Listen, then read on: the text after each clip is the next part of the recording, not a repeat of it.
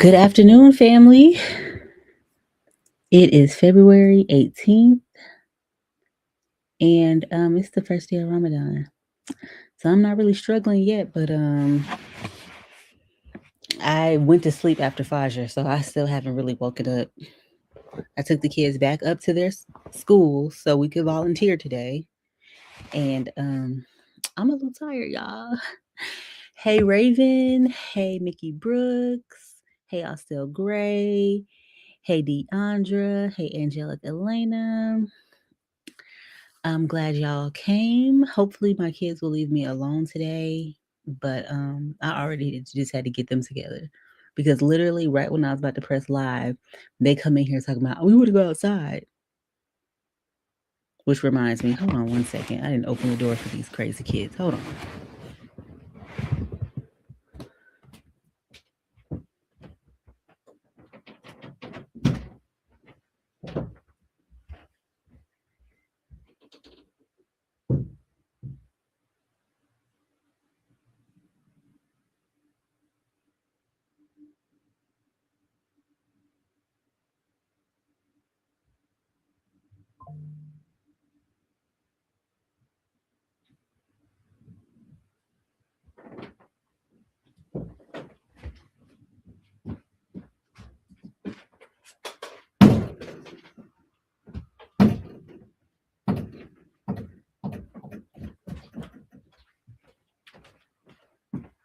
They'll come back through here soon. I'm not playing.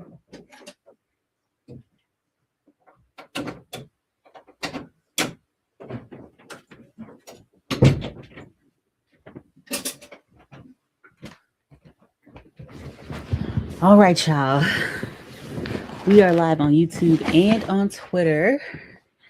And hopefully Ramadan Kareem, Dante 3X, well, 3 times X. Hopefully you and your family are having a very joyous Ramadan so far on day one. But yeah, we're live on Twitter and we're live on YouTube right now. So if anybody that's on Twitter wants to join the conversation, we are on YouTube. And let me go ahead and put that banner on. All right. So let's get it cracking. And welcome reparation. Thank you. So yesterday when I was on Twitter, there was a conversation. There was a few conversations being had, and one of the conversations was about community, and I found it very, very interesting because it seemed like people were trying to be purposely obtuse about community and what community is. I think we should start with a definition first. I think that would be helpful.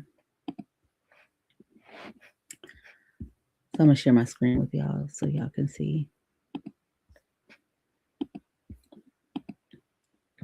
So I asked the AI mode on Google what community means, and it's a community is broadly defined as a group of people who share common characteristics, interests, or locations and are often linked by social ties and mutual interactions. While traditionally rooted in physical geography, the modern definition has expanded to include virtual spaces and shared identities. So, we are a community at Black America the Beautiful. We meet every single day. We talk about things that interest us, and we exchange ideas. But I also think that, there are other types of communities, obviously. Like you live in a neighborhood. Like me, I don't live in an actual neighborhood. I call it a neighborhood. But it's not well, it probably is technically a neighborhood. But it's the Pittsburgh section of Atlanta. The closest other neighborhoods would be like the West End, Adair Park, Chosewood Park is close. But that is a part of my community. One thing that we do in our community, well, to, be a part of our community, is we are a part of the Pittsburgh Neighborhood Association. So when things happen in our neighborhood, we know what's going on. Also, Asim goes to our neighborhood school, which is walking distance, and we try to stay as involved as possible with the school. We know everybody there. Everybody knows us, including Asim's sister, Amina, who doesn't even go there yet. So these are ways that we try to stay involved. We In our immediate neighborhood. Now, also, we are Muslim. We are a part of the Nation of Islam. We're not active in the mosque, but we're looking to change that soon. That is also a broader part of our community. You know what I mean? So, hey, Joshua Worthy, or Worthy Joshua. So now that we have the definition of a community, and I broke it down how I see a community in my life, I also believe that my own family, the three other people that live in the house with me, is also a part of my community. And um, Reparations Nation says salute to Pittsburgh from the DEC. Yes, because I grew up in Decatur. I went to Southwest DeKalb High School. If you're from Atlanta or Metro Atlanta, I'm sure you know what that is. Um, I got out of Decatur as soon as I could. Yep, Pittsburgh Zone 3. Yeah, exactly. We got some people who are part of my community in the chat, so that is awesome. But yeah, I found the conversation very, very interesting because this is the actual tweet that I saw.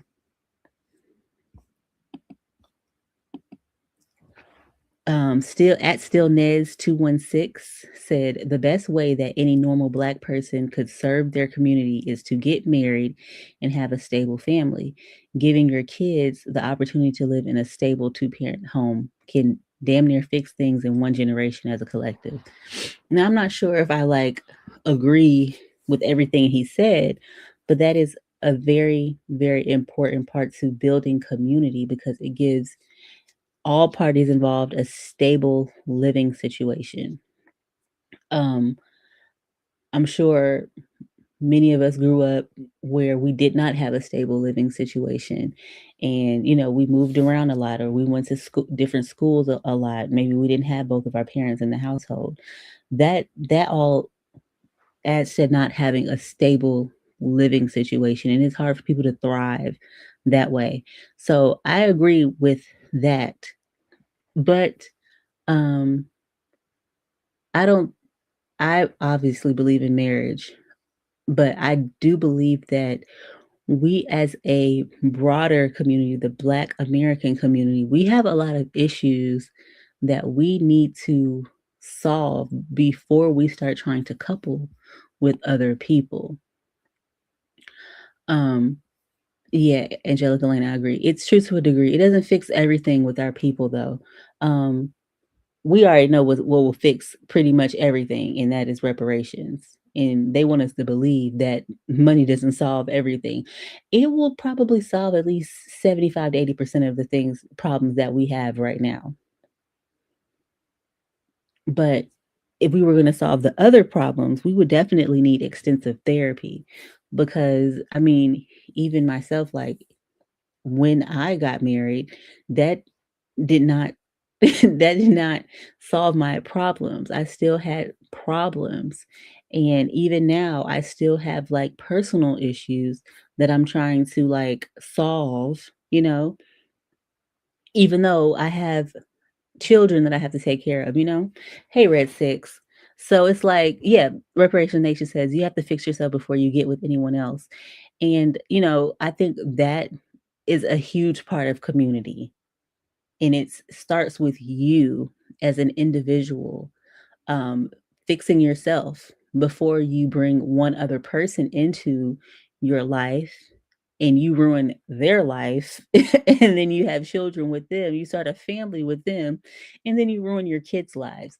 That's how a broken community is formed, by a bunch of broken people coming together, sharing in their brokenness. So, yeah, Reparation Nation says money would solve almost all of our issues overnight. Yes. Simply put, it would solve most of our issues. But since we don't have the money, we definitely need to start like fixing the issues that we can without money. And I think that is what will fix things in one generation. We have to be very, very, very, very, very proactive. But I do believe that the delineation movement is one of those things that's helping to fix our community, and it's accelerating the fixing. And it's mainly because most of our organization has been merely spiritual. Like I say this all the time, but the fact that we were able to intuitively get on code and we didn't have to meet up about it, I think that is extremely important. And I think it's one of those keys to us forming a tight knit community. Mickey Brooks says generational trauma is real, right? Because like most of us, we did not get we did not receive an inheritance. The only thing that was passed down to us is trauma. You know what I mean? Like most of us have been having to fix issues within our bloodlines that our grandparents were supposed to fix. You know what I mean? Like there's issues that my great grandmother was probably dealing with that she didn't fix. And so I'm the one that had to fix it. And all that does is um, get me off track, and I can't really accomplish the goals that I wanted to accomplish.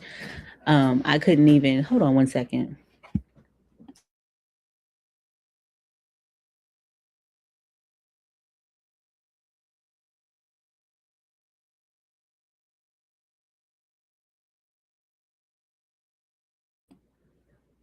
It's like when both of them are home together, they can't share one brain. Like neither is like they shut off both of their brains, and not one of them is at least thinking for the other. I swear I have been telling them the same things over and over again all day, and it is stressing me out. But let's get back to the show. Raven says, right, that's why I'm choosing myself going to therapy. And it's, yeah, I wish that I would have done that. I mean, I did all those things and I like, tried to fix myself before I got coupled with someone else.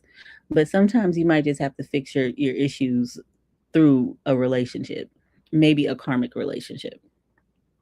But the fact that we are very proactive about trying to understand the problems that we do have individually and as a collective, I think that puts us like far ahead of prior generations. I feel like me as a millennial, I think that I was put into like a situation that I did not ask for, especially like being in college 2008. um Everything crashed down on all of us, you know what I mean? And it seems like ever since then, it's like we've been living in an economic crisis, and we're about to be we're being pushed into a far worse economic crisis, you know? So, um, having a community is gonna be very, very important for us. Um, that's one of the reasons why I wanted to build Black America the Beautiful, because I wanted to like seek out other people that think the same way that I do. And like I said earlier, we are an exchange of ideas. Like we are putting our minds together and we are creating something big for the rest of us that we can share in. And for me, that is a part of community. Even if we don't see each other, like of course I got some family in the chat that are from Atlanta. Even if we don't see each other, we can still speak to each other and we have each other's backs. That's what I feel community is. Um, and sometimes it's not about being coupled, being married, having children. We are in a loneliness epidemic where it's very difficult for people to meet like-minded individuals in real life and online. And I don't know how that's going to be solved, mainly because a lot of people just are tired. You wake up, you go to work, you come home, you're tired.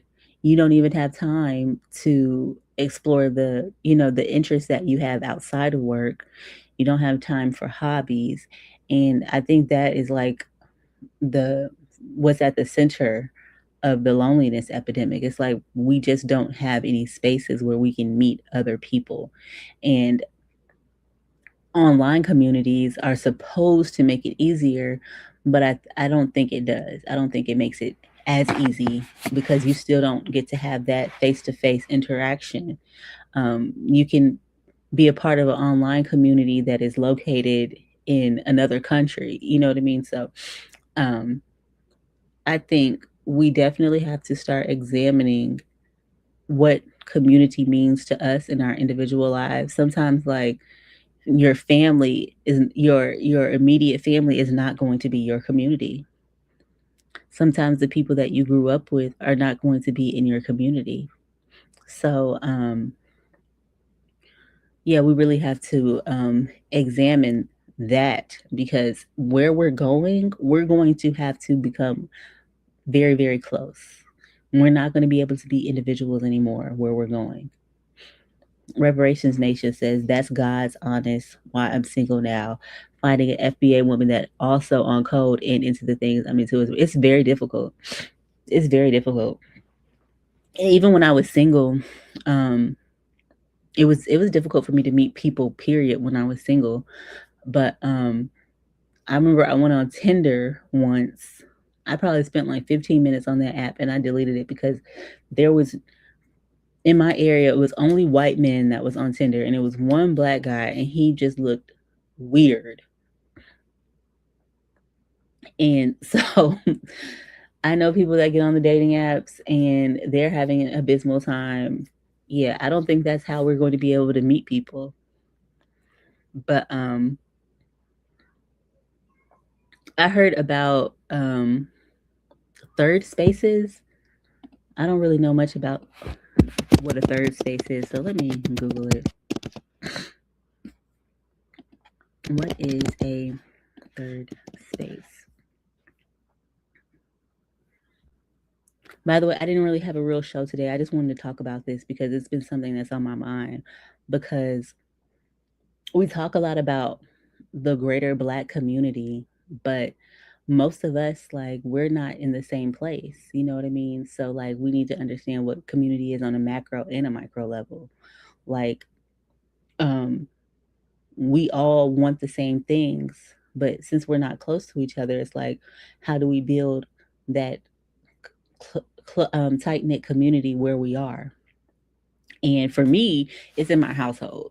Like, I don't really have too much bandwidth for anybody outside of my household right now, because like I said, there are things personally that I'm dealing with. There's things personally with my children that I'm dealing with, and my relationship. So it's like I don't really have a lot of bandwidth outside of it. I try to stay tapped in with my community, of course, like I said, with Asim School and my neighborhood association.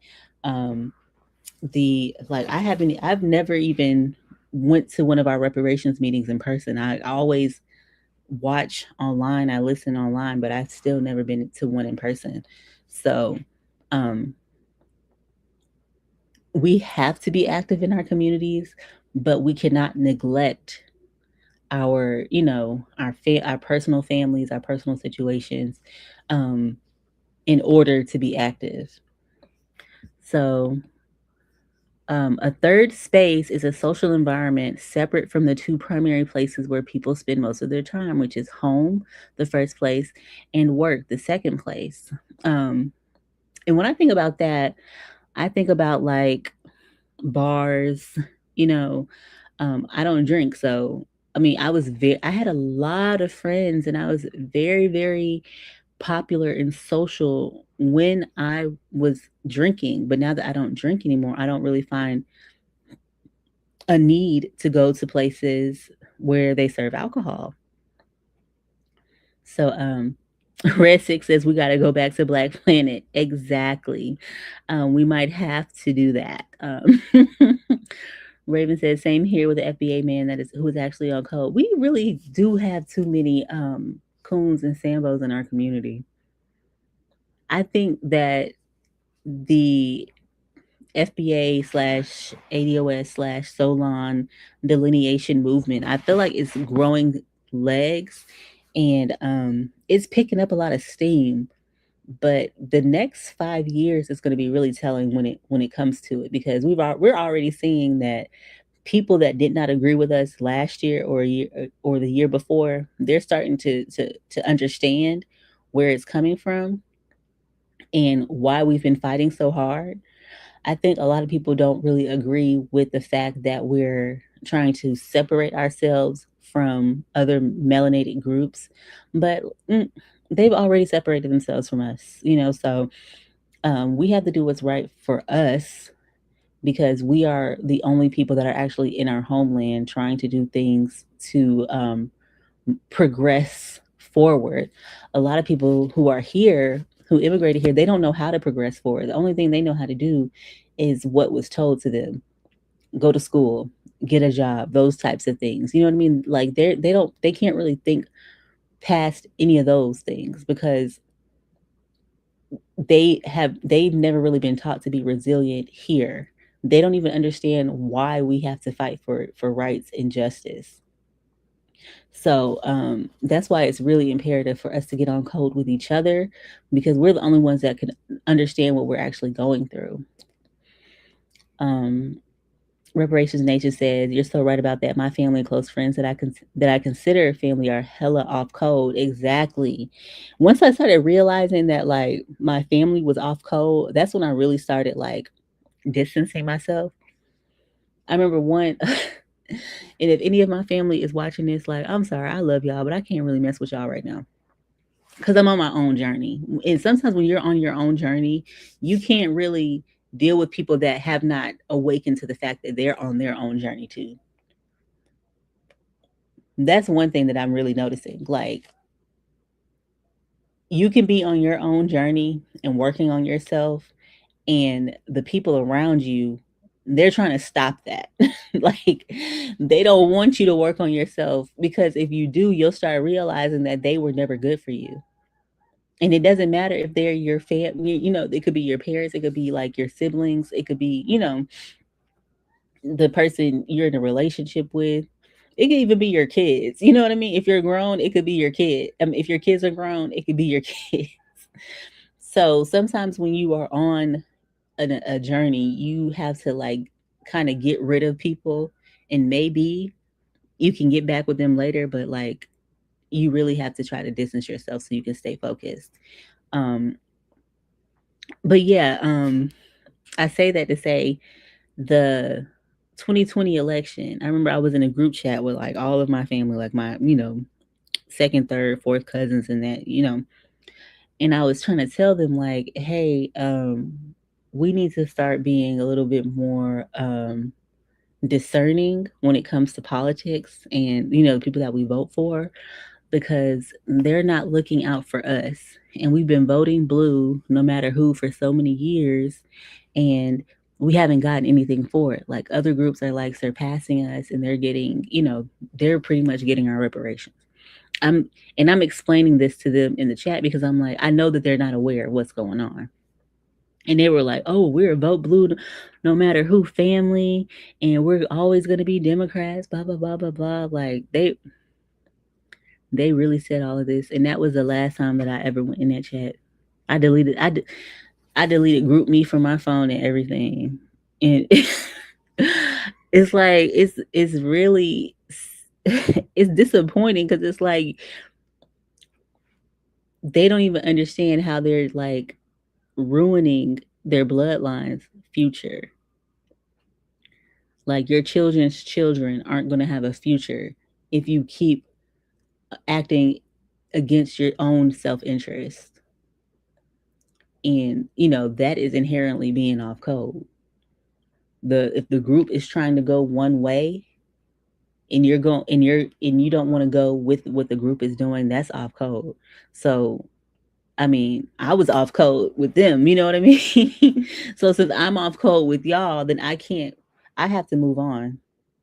And so that's something that we're all going to have to deal with, dealing with people that are off code, trying to find people that are on code to work with, because we're really going to have to work with each other. Raven says, I was supposed to live in Atlanta in 2022, but things didn't work out for me. Yeah, that's probably for the best. Atlanta is not what it used to be. And I'm starting to not even recognize it anymore. Um, let's see. Yeah, y'all talking to each other a lot in the chat. That's great. Um, Raven also says my family is never on code. They are my ops. They don't understand me yet. Yeah. Some of us have to go through that where our family is our opposition. They don't want to see you do well, especially if you're doing better than them. Um, they sometimes your family may think that whatever you attain belongs to them as well. And I mean, we saw that with Glorilla, and I mean, I don't think I even talked about that. I probably didn't because it was such nonsense. But just because you are successful and you have accomplished great things for yourself, that doesn't mean that your family is entitled to any of it, especially if they didn't help you on the way to get there. Um, hold on. Reparations Nation says you just don't have time for the tomfoolery, and yep, they will hold you back. They call your growth paranoia or cultish. Yeah, I remember when I converted to Islam, my mother said that it was cultish, and I was like, okay,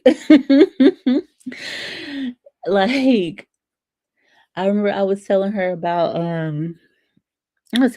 something. She was like, "Oh, this sounds like a cult to me." Like, you know who your haters are. The way if you're excited about something and they try to shoot it down, that is your hater. It doesn't matter if they're your parent or not. You know, sometimes the biggest hater in your life is the one that gave birth to you.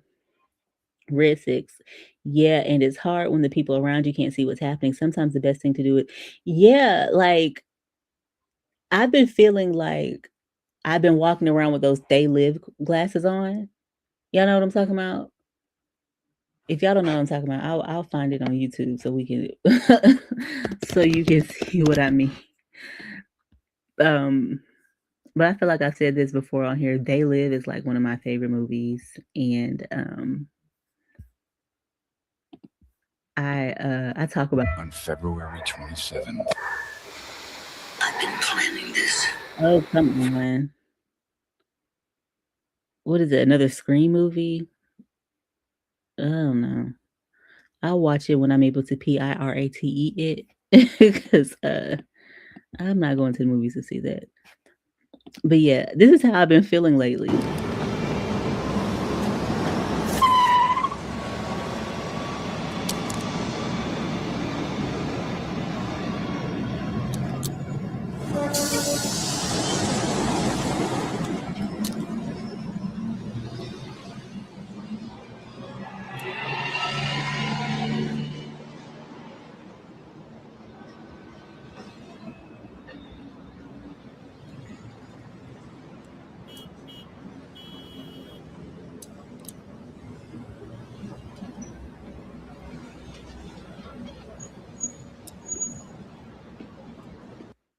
Like I seriously, that's how I've been feeling lately.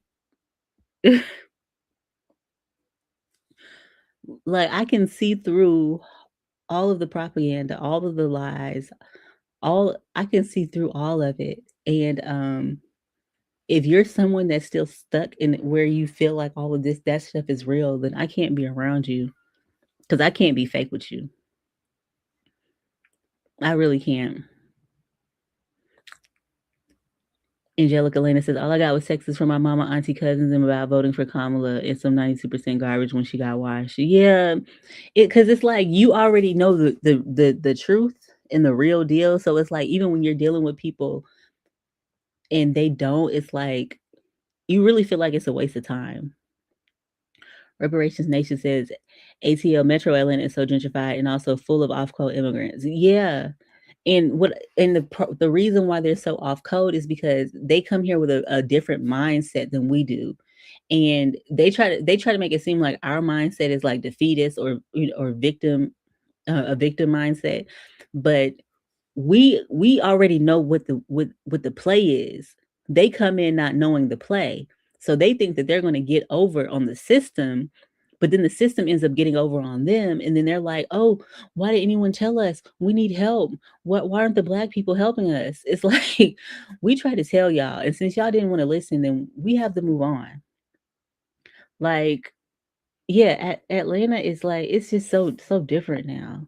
And it's crazy because like the first time that I moved out of Atlanta for real, not when I was in college, but after I moved back to Atlanta from Kentucky, I was here for like a year and I was like, this is not like it was, just what 3 years ago. It's changed. And so I left again and I moved to Miami and then I moved back to Atlanta and I was like, dang, it's changed a lot since then. So in the last maybe 12 years, like Atlanta has changed so much and it doesn't even it's not the same city. So when I see people talking about they want to move here, I'm like, no. If black people want to move somewhere in the South, they need to try to find like a smaller town that's like maybe close to a big city. Like if I would try Birmingham before I tried Atlanta, to be honest. Worthy Joshua says, I don't vote for anyone according to the spirit of law. Deuteronomy 17:15. I feel great having not voted in the last election. I'm registered as no party affiliation. I do vote referendums. Yep, that's mostly what I do. I usually like when I show up for special elections, especially, I only vote for the referendums. Even the major elections, like I'll leave certain places on the ballot blank, but I always vote for like the referendums if I vote at all. But I usually try to show up just to say that I'm engaged. You're just not giving me anything for me to vote for. Raven says I literally stopped being a Christian when I was 19 and I decided to be spiritual and never regretted it. Yeah, it's so funny because like when we went to go volunteer at the school, we have like a church that is building a community garden at a same school, and they're about to start holding services in the school, and they're really really nice people. I'm obviously I'm Muslim. I'm very welcoming to all religions and all spiritualities because I feel like it is a great way for people to feel grounded and great way for people to have a sense of community because, um, I don't think there's a better way to get people on the same page than God. Like God is the best way to bring people together and the remembrance and the internal knowing of God. um Reparations Nation says my family sees what's happening but they too scared to step off the plantation. They argue and swear I'm wrong even when I show them facts. Yeah, and that's when you just have to like move on. Like I'm not going to keep having these conversations with you. I remember I had a conversation with my mom like maybe 2 years ago, and I was telling her about I don't even know how reparations came up, but I was telling her about like there's so many reasons why there's a case for reparations, and I said something about the GI Bill, and she's a veteran, so she was like, "Oh, well, those people deserve reparations, but I don't think anybody else does." There's no saving people like that. Like, why would I can't even continue to have a conversation with you? Um, Reparations Nation, I think They Live didn't do great at the in theaters because it was too ahead of its time. Like I don't think people wanted to even tackle a subject like this. Cause I'm sure like people saw the movie at the time and they were like, oh, this is crazy. Yeah, I'm not ready for that. Hey, Melrose Radio. You haven't been getting my notifications? That's crazy. Well, just know I'm here. I'm gonna be here at 1:30 p.m. every single day. I think that's the best time. I haven't really tried any other times, but it keeps me it keeps me on task so I don't get off it keeps me so I don't get off task because I know I have to go pick up a seam at 2:30, but he's out this week, so we can stay a little bit longer. But I think 1:30 is the time.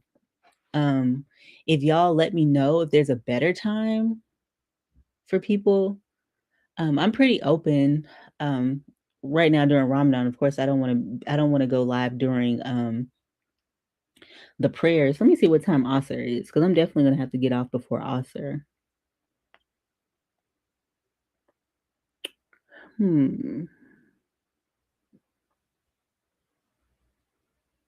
But yeah, Dora was at 12:50, so I got to pray right before I came on here.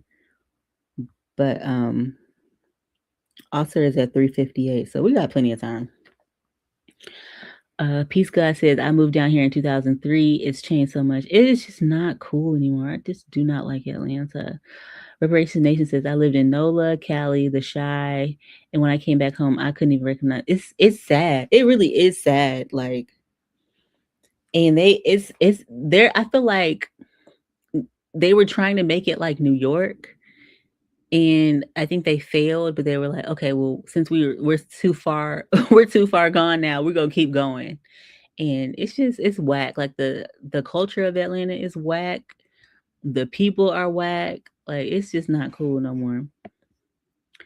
The Jayish folks still getting paid from World War II. We need our reparations. I pray to the Most High for this all the time in my daily prayers.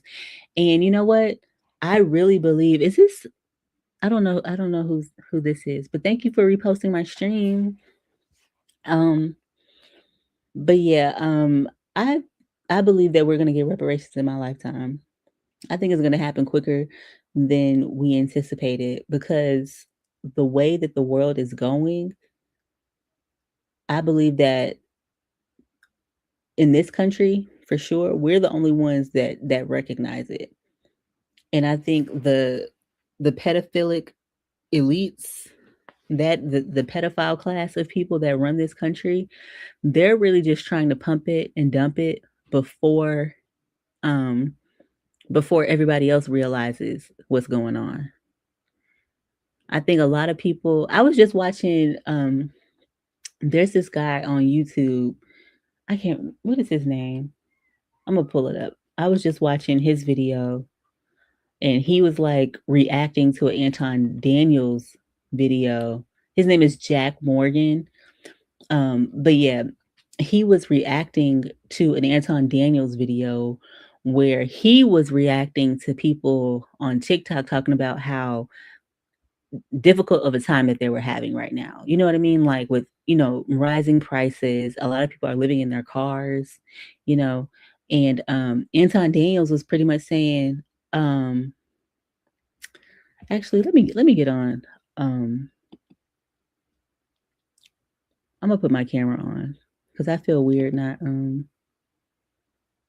with the camera not being on, and I'm just sitting up here talking. So Anton Daniels was saying that people just need to tighten up their belts, and he was saying people need to get a roommate, or they need to get another job, or they need to go back to school. But that is not the time that we're in. We are not in the time where all you have to do is make more money or have less bills. Like the cost of living pretty much doubled in the span of like 2 or 3 years. Like there's nothing that you can really do to combat that. Like especially if your wages are stagnant. Your wages are stagnant. It's pretty much impossible to get a job. So before you could be like, "Oh, well, I'm not getting a raise at this job. I'm just going to go get another job." But there's not even another job for you to get. So the video was this guy Jack Morgan really just reacting to the fact that Anton Daniels is out of touch, and because he thinks he's so rich, he doesn't understand that people are really going through it. You know what I mean? One thing that he did say on the video, though, the Jack Morgan guy, he said that when America was at its height, only like 15% of people lived alone, but now today, 30% of people live alone. So if you don't have a roommate and you need one, you're gonna have to try to find one, because I think it's about to get It's gonna get worse economically in this country. I think we'll be fine, but I think that it's gonna be very, very important for us to minimize our bills. If you have any debt, try to pay off your debt because, I don't think the prices are gonna go down. I don't think the prices of anything is gonna go down. Um, Red Six says people are starting to feel it too and panicking. Yeah, like yesterday on the show, I said that I've seen so many people like committing suicide and killing their whole families because they're, and I mean, of course, they're not our people, because we're not just going to kill our whole families because we can't take the economic pressure anymore. But yeah, everybody's feeling the pinch. Everybody's feeling the squeeze. And like, of course, I live in a one income household because I'm the primary caregiver of a 4-year old. But once she's back in school, once she's able to go to school, I'm definitely going to be I have been trying to find any job possible. Like I've applied everywhere. There's just no jobs. So what the jobs report said that they had undercounted the jobs by 1,000,000. So like there's no jobs. Like we are all going to have to really start trying to figure out ways that we can um, work for ourselves. And with community, that is the main thing. Like using the the fact that you do have a community to your advantage. Like if you are able to provide services for someone, or the people in your community, you should be doing it because that's how you build the economy within your community, where people don't have to go outside of their community in order to get things done. Also, Grace says, Buddy just said the solution to inflation is to go to college and get about 70,000. Yeah, like I don't know if y'all want to watch this video. It's too long. We're not gonna watch it. But in the video, Anton Daniels was talking about what the things that he did when in 2008, when we were all going through it. And he said he went back to college. He was doing like a sales job. He had like another job where he was making $10 an hour, like blah blah blah blah blah. Like things are a lot different now. And like me, like I have a lot of things I want to do. Like I really want to go to fashion school. There's a school here in Atlanta that's not far from me. It's not SCAD. It's not a 4-year institution. It's a certificate program. It's a 2-year certificate program. And it's like $25,000 for those 2 years. And obviously, I've been wanting to go for the past year. I was actually about to do like an intro to the program just to make sure that I really want to do it. And that was like $3,000. But who wants to go into debt for that? Yeah, my ex-husband, he's in trade school right now. He's trying to be an electrician, electric technician. I think that's what it's called, electric technician. So, I mean, of course, we are a people that we are constantly evolving and constantly trying to do better. You know what I mean? Like we're not just going to be sitting around waiting for stuff to happen. Like people really think that we are waiting around for reparations. Nobody is waiting around for reparations. We are all still out here trying to get it. It's just like it's not super easy to get. But once I guess, you get in your lane and you're able to figure out how you can provide something valuable to your community, that's when you'll be able to start making money. But um yeah, I think a lot of us have to we have to start our own businesses. Like I think that's the way, that is like the only way that we're going to be able to get out of this. Like we have to like really do for self. We have to do for ourselves. Um hold on. Y'all really talking up in here. They pushing FBA farther and farther out through gentrification and price gouging. Yeah, and like I live in Pittsburgh. Y'all know I live in Pittsburgh. You from Atlanta, um, even Pittsburgh is being gentrified right now. Like I've said this before, like one of those houses that's next. I'm actually looking at the house out of my window right now, but I don't know if it was taken off market, but some white people just moved in, and it was on the market for like 400 grand. So, I mean, the houses are just it's not it's not it's not affordable over here. And Pittsburgh is nothing like Buckhead or Midtown or even Grant Park. Pittsburgh is nothing even like Adair Park, and Adair Park is across the street. And the houses over here are it's not affordable. It's not. And like, I don't know if y'all saw what I said on Twitter a few days ago, but somebody got shot on my street, shot and killed on my street like 2 or 3 days ago.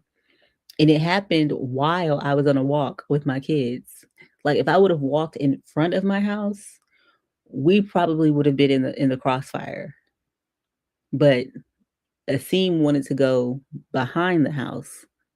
So alhamdulillah for that, because if we would have gone a different direction, we would have either seen the man getting shot or we would have been caught in the crossfire. Raven says, I've been applying for jobs since 2023 and I have been tapping do that. Work on your business because these jobs, it's not happening. My position, I used to work for Wells Fargo Advisors, and I was pretty much like an associate to like 2 different financial advisors, and I helped them with their mostly with their marketing and with their clients. And when the pandemic hit, my job got removed. It wasn't even like I got laid off or anything. They just like ended my position. And I wasn't really worried about it. I was like, okay, I'll just get pregnant and have another baby. Like that was literally what was on my mind. I said, I'll just get pregnant, have another baby, and I'll just be applying for jobs. I'll see what happens. You know what I mean? At the time, Amir had 2 jobs, and I was like, we good. He said, we good. And that was in 2022. And I haven't worked since then.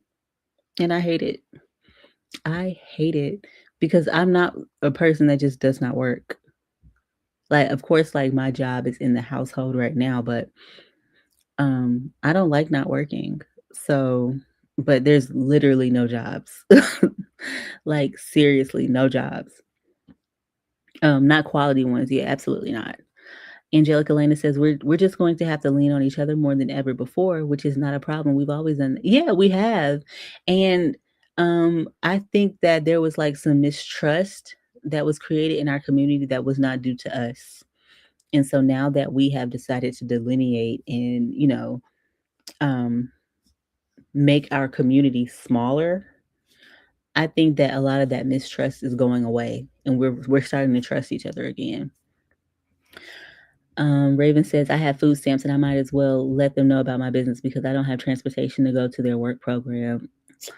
I can't even get food stamps. I've tried to get food stamps. Can't get food stamps. Trump is trying to hide the dismal job numbers. I know a fellow professional executive at UPS, and they're about to jettison more jobs this year. Alpharetta about to get hit. And you know who's up in Alpharetta, right? It ain't nothing but Indians up in Alpharetta. Red Six says Anton is delusional. There are tons of people graduating from college with no jobs waiting for them. Exactly. Exactly. And that's why Amir decided to go to trade school. That was the best idea that he's had. Like, yes, go to trade school. Like, because there's always going to be jobs in infrastructure because people don't want to do it anymore. People don't want to be plumbers. People don't want to be electricians.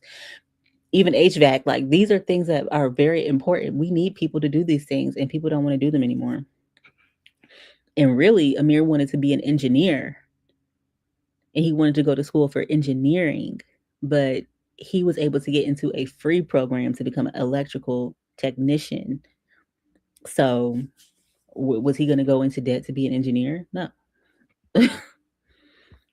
Anton is delusional. Oh, yeah, we already said that. But I feel like I just wanted to say that again. Anton is delusional. Like, he is such a loser. I can't stand Anton Daniels.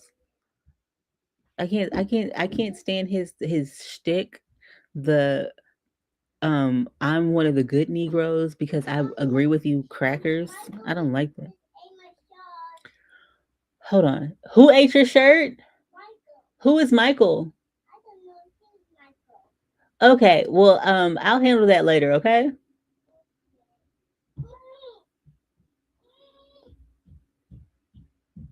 I can't deal with it. I can't wait till she go to school.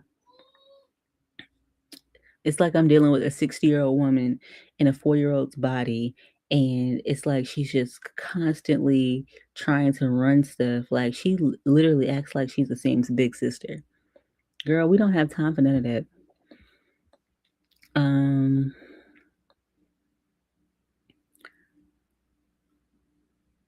what reparation days? It's a wrap for EP. They gutted EP and charging exactly 400K, 300 plus for 2 bed. Yeah, I don't know what's EP.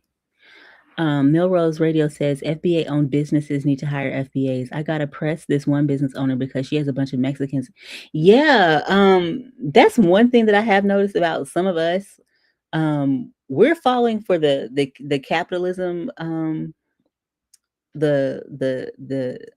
failure of capitalism, and we're trying to like benefit from cheap labor, which that doesn't benefit us. Like what benefits us is like handling our community.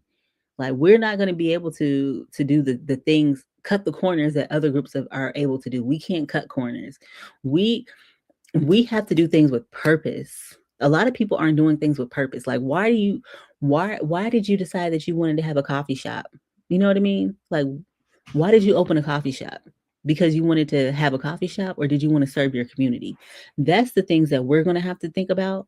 What's important for us? Like what function is my business having in my community?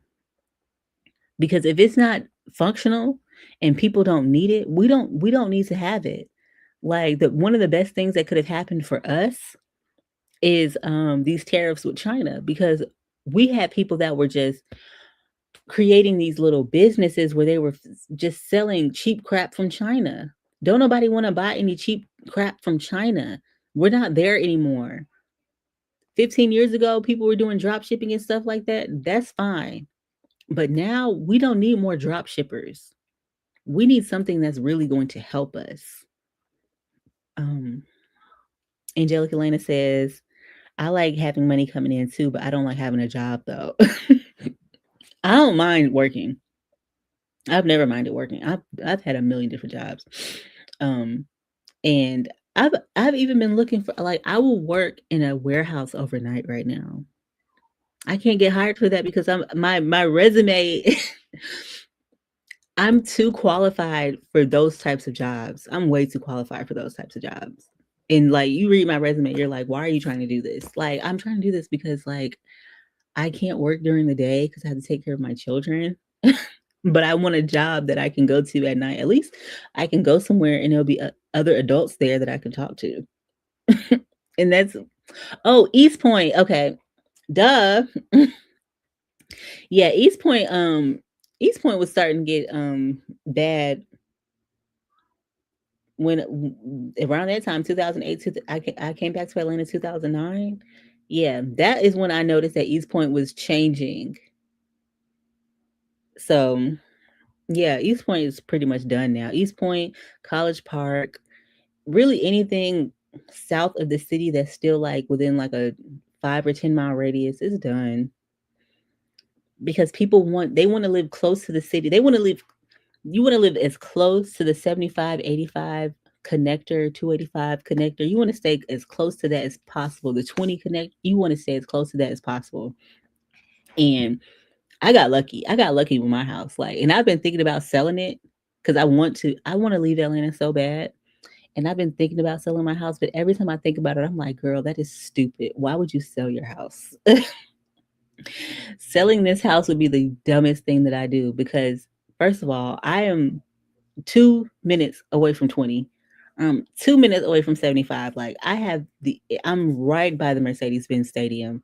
Like this is the perfect. My house is the perfect location. And if I try to sell it now, I wouldn't get as much as I deserve for the house.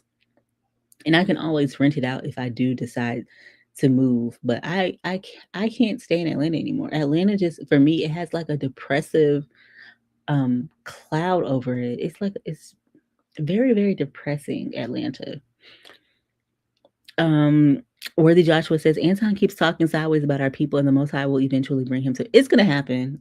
That's why I just ignore Anton. Like even the stuff with Corey Holcomb, like Corey walked into a trap made by Anton. Like just Angelica Lena says that's the best part of having a job besides getting a paycheck when you have young children. Yeah, like the only time I talk to adults daily in person is when I go and pick up a scene, and when Amir comes home. I'm lacking that interaction so badly. Reparation Nation says, "Oh, I ain't ever leaving here. Gun law's too good. Self defense is paramount for me." I mean, I love Georgia. Alabama is another state that I'd move to. I wanted to move to Charlotte, but Charlotte, when I say Charlotte got expensive like overnight, Charlotte got expensive overnight. And Charlotte is becoming New York City in the South. And if I still wanted to be like in the financial sector, I could probably move to Charlotte and get a job within 6 months. It would take a while. It would take a while. Charlotte is not an easy city, but it is expensive. Charlotte is becoming more is probably more expensive than Atlanta right now. Houston, I just don't like Houston's weather. I love Houston as a city, but the weather is just it's not for me.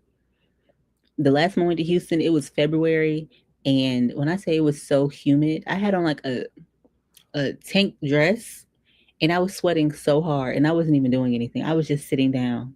The humidity is too much for me. I feel a lot of major cities are starting to feel that way. Yeah, because I mean,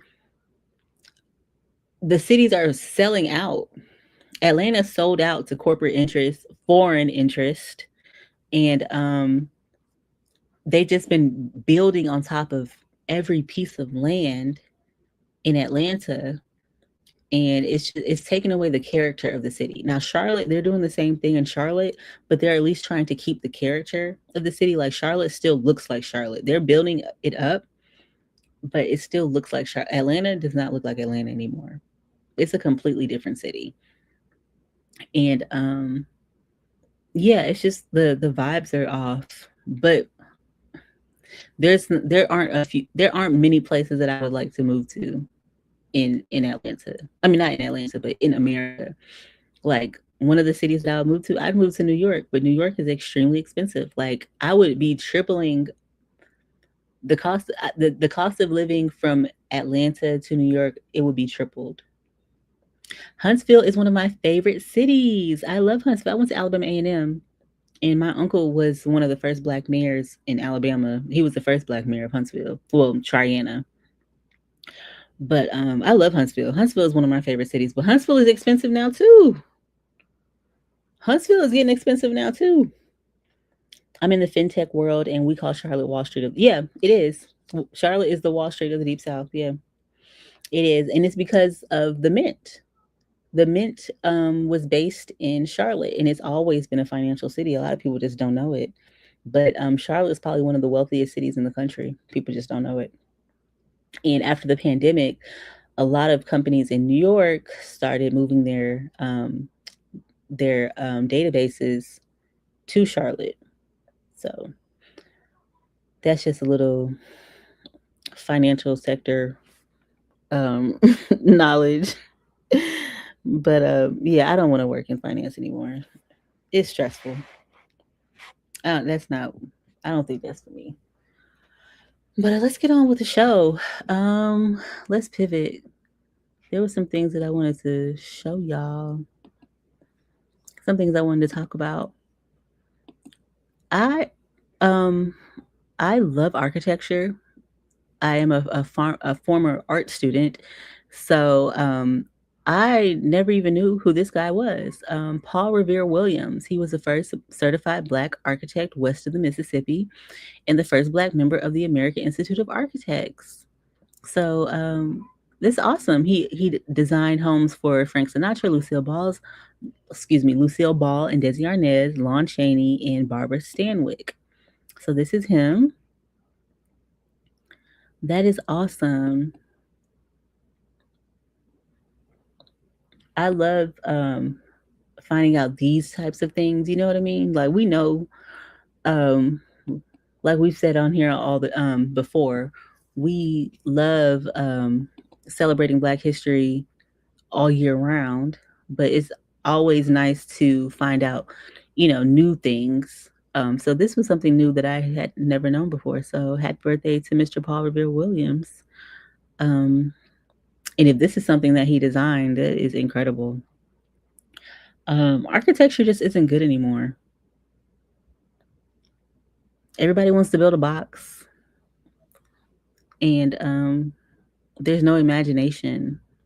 There's no craftsmanship, and that's something that we are lacking. I've said this before on Twitter, like as an adult, like you have to find whimsy in something. You have to find whimsy pretty much in everything that you do in order to maintain your happiness. And for me, like architecture is one of those things where like I want to see some whimsy in. I want to see something like very creative and structural. I'm so tired of seeing these boxes, these gray boxes. It's boring. So that's definitely a field that our people need to get back into. We need to get back into more creative trades. Let me see if there was something else that. Oh yeah, this is something else that I wanted to share with you all. Uh-oh.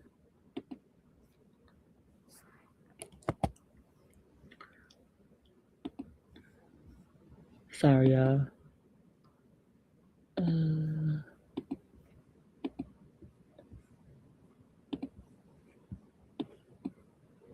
No damn unity party with punks. This ain't no unity party with people who don't want the true liberation of Black people. This ain't no unity party with betrayers and snitchers and hypocrites and weak-minded, weak-blooded, spineless Black people.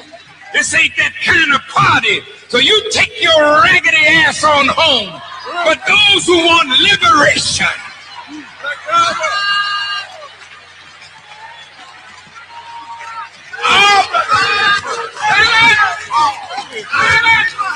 those who want to see Black people really free at last.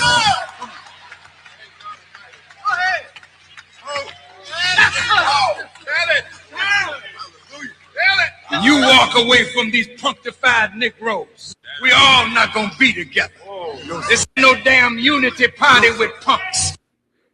And I mean, you can assume why I wanted to share that. Because I feel like that's where we are right now. We are really separating the wheat from the chaff. Like, if you aren't strong enough to stand up to people in your life and tell them that they're off code, they're not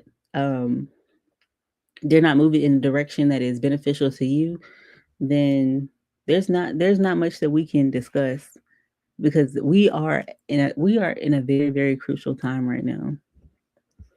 Angelica Lena says they just throw up these shotguns around here and the foreigners are the ones building. Yeah. I had went down like a black hole of videos of like inspectors going into these new homes and showing how terribly constructed they are. And it scared the crap out of me. Like, there was a story here. Let me see if I probably won't even be able to find it. But it was some Indian lady up in like, I don't know, probably North Atlanta somewhere. She spent like $1 million for a house, and she found out that it had like $2 million worth of structural damage. Like, she had mold damage from the time she moved in. Like that is crazy. That is crazy. And one thing that I when I went through my black hole trying to like, do my research about everything these houses is that the wood today is not the same wood that was I live in a house that was built in the 40s. So the before I bought it, the entire interior was renovated, but we kept the outside looking the same. So like the foundation and all of that is still the same. So like the wood that was used to build my house is not the same wood that is used to build houses today. So one of the issues that they have is that they're building the frames, the wooden frames for the houses, and they're allowing them to like sit in the rain, and it's causing mold before the homes are even built. You saw that? Yeah, yeah. Yeah, and there's ways that you can get around that, but of course it's a lot more expensive. Like people are going to start having to build their houses with steel beams if they want to get around the mold damage, and that is insane. Like if you're in my house, like there's a lot of renovations that I want to do to my house. It's only the renovations, the initial renovations are only like 8 years old, but I want to put in like new flooring. I want to redo my bathrooms. Of course, I want to redo the kitchen. It's only been 8 years and I still want to do all of this, but it's because when it was renovated, they used cheap materials. So there's parts of my house that are like falling apart, and it shouldn't be because the contractor used cheap materials. So it's like and my contractor also got deported while he was working on my house, but that's another conversation. But anyways, I bought the house renovated from the owner. So I didn't really have too much say so. Like he let me choose how I wanted it, everything. But when it came to like materials and things like that, like they were trying to finish it so quick. So I wouldn't even be able to be like, okay, I don't want this, you know? So, I mean, I'm able to live in the house and everything is good. And I could probably live another 5 years in this house and not redo anything. But I have issues. And these are issues that I probably wouldn't have had if I would have had a black contractor and there would have been black people working on my house. You know, the guy that I bought it from, he is a tax attorney and he's a tax attorney, and he was just too busy to be here every single day to watch what they were doing. But they were doing a lot of stuff that they shouldn't have been doing when they were building my house.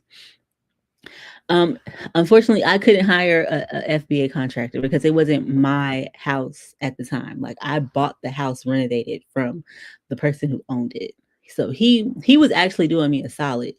But if I would have bought the house from him without it being renovated, it would only been $20,000. So I probably should have did that.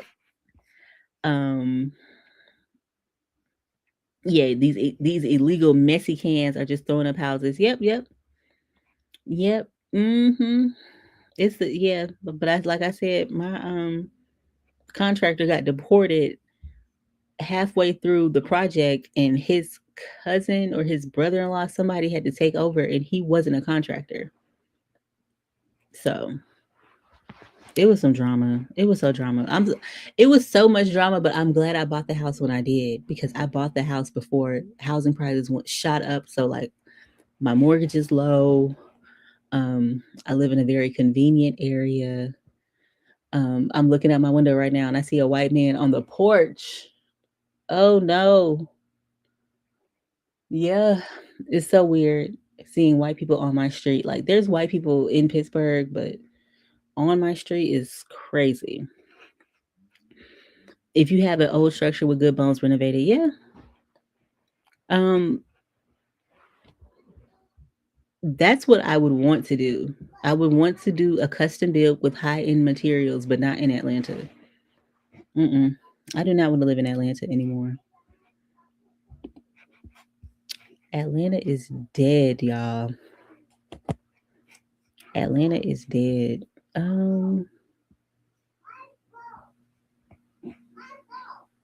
This is the 10-point plan. What the Muslims want. I didn't even see this on the I think I just watched the video. I don't think I looked through the comments. But yeah, this is something that the Honorable Elijah Muhammad was talking about 80 years ago, pretty much. Like, we want our people in America whose parents or grandparents were descendants from slaves to be allowed to establish a separate state or territory of their own, either on this continent or elsewhere. We believe that our former slave masters are obligated to provide such land and that the area must be fertile and minerally rich. We believe that our former slave masters are obligated to maintain and supply our needs in this separate territory for 20 to 25 years.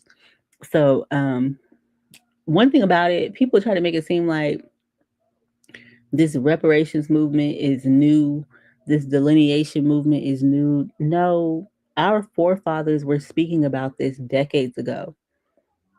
Decades ago. They always knew that we were different from any other group of people that were coming into this country. And it's definitely time that we establish boundaries, real boundaries. What the heck? I be adding stuff to my bookmarks, and I never seen it before. Y'all, that was the show. I really don't have much else to talk about today. I'm also like very tired. Cause I woke up for sahur and I just laid in the bed. And I had made my breakfast for yesterday, because I was like, I'm not gonna want to cook it. So I made my breakfast for yesterday, today.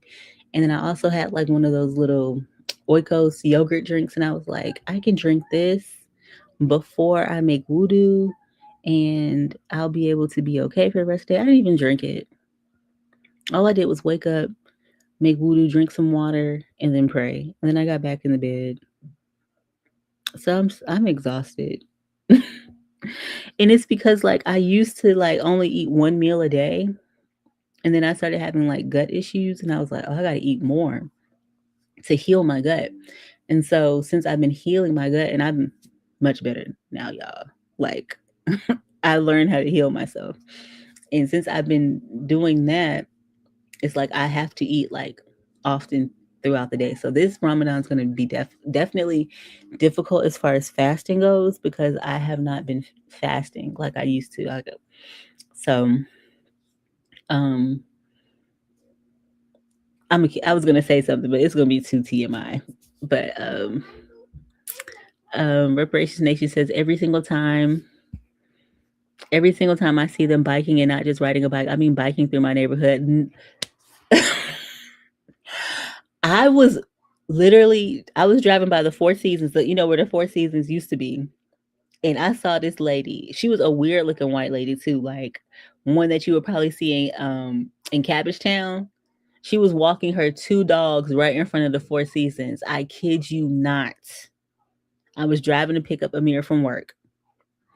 Turn around to come back that same way, and I see a white man jogging on the same, like right in front of the Four Seasons. This was on Monday. Like it's crazy. And like I live near the Beltline. I live by the Beltline. So like I probably live like a 10-minute walk from the Beltline. So it's so crazy. Like you'll see that on the Beltline, and you know it's supposed to be on the Beltline, but on the street it's crazy. Austell Gray, yes, I take sea moss. I take it in a few different ways. It's a lady at Amir's job who makes it. I don't really like her sea moss, but if he gets it, I'll take it. I'd rather make my own sea moss gel, but I drink sea moss juices. So I don't have any right now though. I have to go to the store. Worthy Joshua says the Most High said reparations is righteous, and in Isaiah 14th chapter it say we will get. Yeah, we're gonna get it, and I believe it's gonna be in my lifetime. I'm 38 years old. I believe we're gonna get reparations within the next 20 years. There's no getting around it. And the more that we become insular and we start like really disengaging, like we have not done anything. We have not organized. The most that we have done is sat down. That is the most that we have done. And so once people start actually getting organized, like the economic structure is starting to be built, because right now we're just talking like, hey, we need to start our own businesses. Yeah, we need to start working for ourselves. Once we start like really creating businesses that are functional in our neighborhoods and really serving our communities the way that we are supposed to, and getting active in local politics, and um, really just doing for ourselves the way that we're supposed to, they're going to have to give us reparations because they're going to want to pull us back into the system. And because once we start disengaging from the system, they've lost all control. But they're going to give us reparations so they can try to bring us back into the fold. But my only worry is I feel like they're going to give it to us in like some type of cryptocurrency. I think that's what they're going to try to do. Um I used to work out fasted. Well, not used to. I do work out fasted because I usually do intermittent fasting every single day. Like I don't break my fast usually till like 11 or 12 o'clock, and I usually work out before then. But Ramadan is different because you can't drink water and you can't eat from sundown to sunup. I mean, from sunup to sundown. So me not being able to drink water and because I drink herbal tea throughout the day. I love drinking herbal teas. So me not being able to do that, that's what's difficult. The eating part is not difficult. It's the drinking water part. I could probably go through, well, I do 3-day fast all the time. Like I can go 3 days without eating, no problem. But like the water part is like where I'm just like I can't do it. Why would they walk their dogs and jog over there? Exactly. I can't stand it. And they're walking and jogging like there's not a care in the world, first of all. And then like if you're from Atlanta, you know, like over the Four Seasons, they tore it down. But holidays, there's a cookout outdoor party over there every holiday. So it was people outside of where the Four Seasons used to be while these white people are jogging and walking their dogs. That is so weird to me. That is so weird to me. But you got to remember, like they actually there's one last thing I wanted to show y'all, and I think I probably retweeted it, but whatever. I try not to show y'all stuff that I retweet because if you follow me on here, I don't want to be like showing y'all the same stuff that y'all already saw. You know what I mean? Like I want to do like a real show for y'all. But thank goodness you're here. Before I get into this, I was gonna say that there are a lot more poor white people than we actually can conceptualize. So a lot of times, like they're moving into our neighborhoods because that's the only places where they can afford. They're not even most of them aren't even thinking about moving over here just so they can take it over. They're literally just moving over here because that's all they can afford. Reparation Nation says, yes, Naja, I know where that is and what she looked like. I feel you. Yeah. You know exactly what it was. That really blew me. The first, because I'm driving past, I see her on the right side. I'm like, oh my God, really? And then we turn back around going back home, and we see and like you said, like they be biking, jogging, and like the smallest stuff. Like you are a grown man and you're wearing biking shorts. Disgusting. Yeah, Angelica Lane, I need my fiat money. Yeah, Melrose Radio. Now we're going to have to get it in cash, land, and other tangible assets and programs. Yeah, I agree. Cut the check. Yeah, I agree with all of that. But I feel like they're going to try it and say, "Oh, we'll give you this America USD coin or something like that." You know what I mean? That's not going to do it.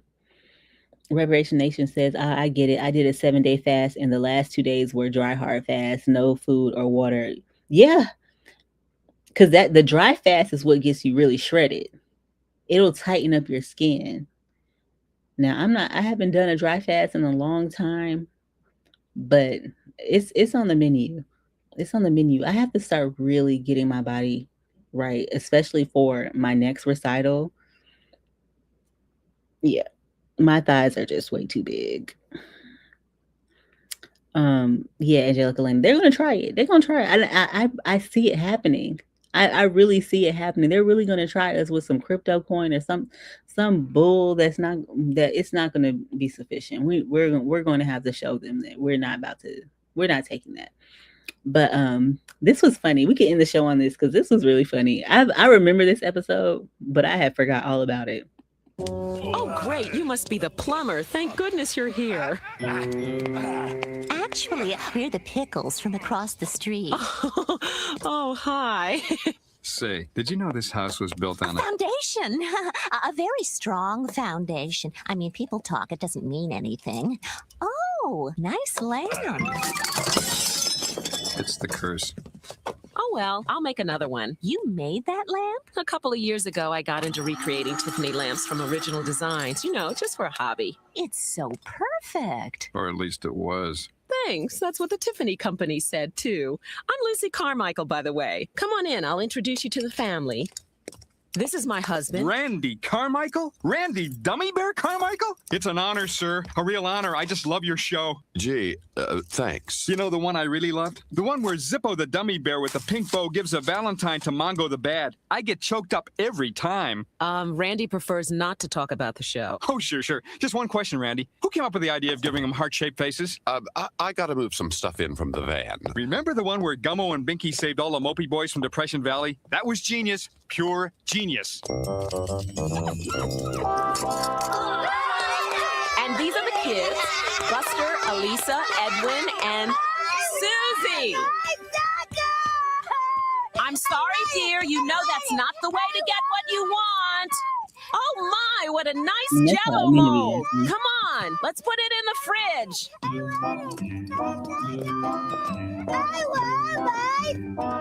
Hi, my name's Susie. What's yours? Tommy's. Hi, Tommy. Want me to show you our new house? But what about your sucker? Sucker? Oh, yeah, that's not important right now. Come on. All our new neighbors have been so nice. I've never been so stocked up on Jell-O. Mrs. DeVille gave us this one. Patty O'Reilly sent this one over. And old Mr. Filibuster made that one. We may not be eating that one right away. Oh, who made that one? Oh, this one? It's mine. A little thing I picked up at the Cordon Bleu. You studied at the Cordon Bleu? Well, I didn't study there, actually. I was a guest lecturer, but it's never too late to learn a thing or two, right, Dee Dee? Oh, yes, of course. I thought that was funny. And the OP, well, not the OP, but regular network says the deeper message and rooted in reality is how successful Black people often find themselves being neighbors with mediocre white people. People rarely question how the white people can afford to be in the same neighborhood as successful Black families.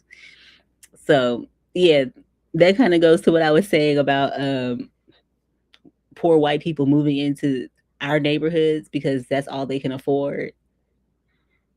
But when we're moving into their neighborhoods, we're moving into we're raising the profile for them because they're mediocre and we have to be completely exceptional if we're moving into their neighborhoods. So yeah, that is the show. Y'all. I'm gonna read y'all's comments and then we can get up out of here. They can only afford our neighborhoods, but the problem is they take over and then value goes up and they build more stuff and we get pushed out. Yep, exactly. But it takes time for them. You know what I mean? Because, just because they're poor doesn't mean they're poor like we are. You know what I mean? So I used to know this lady. I'm not going to say her name on here. But she had a arts. Well, she still has this arts nonprofit.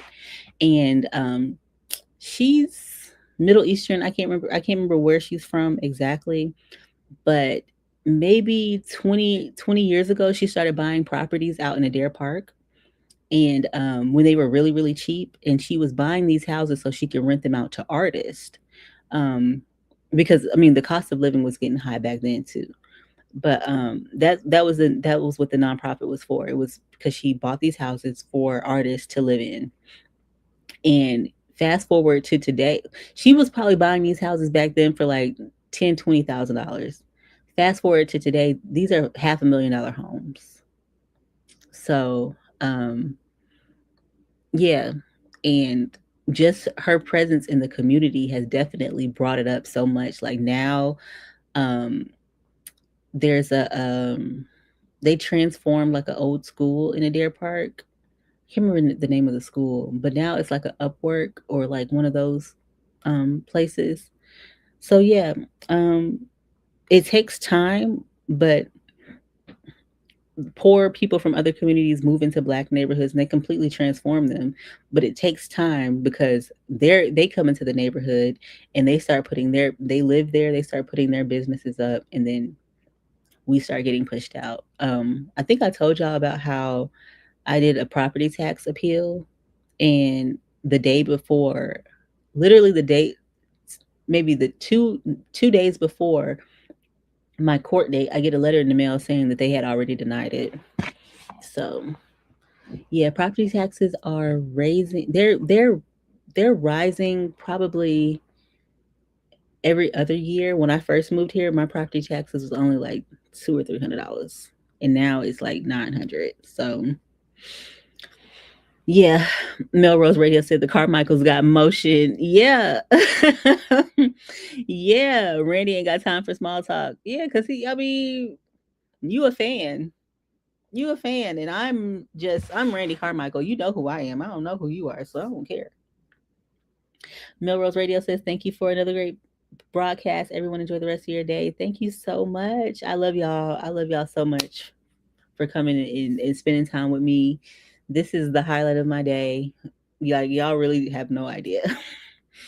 Dante 3x says, poor white people have more wealth than successful Black people. I know several poor white people that got $30K to $200K from their parents for a down payment on a home. Few FBA families are able to do that.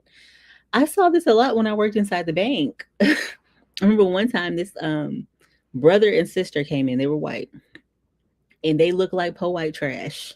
They were coming in the bank because their grandfather died, and he left them his house, which was fully paid off, and I think he left them like $100,000 a piece or something like that. And so, I think they were getting their first bank accounts, and they were like maybe like 21, 22, like those ages. So that's already crazy to me. Like, y'all are getting your first bank account in your 20s. You got this, windfall because your grandfather died. And wait. The house wasn't fully paid off. They ended up paying off the house with their inheritance. That's what it was. And so, whatever. They did that. The girl comes in another day and she's like, I want to get a credit card. And I'm like, okay, cool. And so she's like, I never had one before. I was like, okay, well, if you never had one before, you might qualify for a secured credit card because that's usually how things go, right? We ran this lady credit. She qualified for a $10,000 credit limit. Never having credit before. The first credit limit that I ever got was $300 without having any credit. And this was my freshman year in college. This lady got a $10,000 credit limit. I don't know how. But on that note, y'all, I love y'all. Y'all are the greatest part of my day. I'm going to, I don't know, check on these kids, make sure they haven't killed each other because they are very quiet. They are very quiet. But yeah, I love you guys, and I will see y'all tomorrow if y'all got time to kick it with me again. I'll see y'all in the tweets. Assalamu alaikum.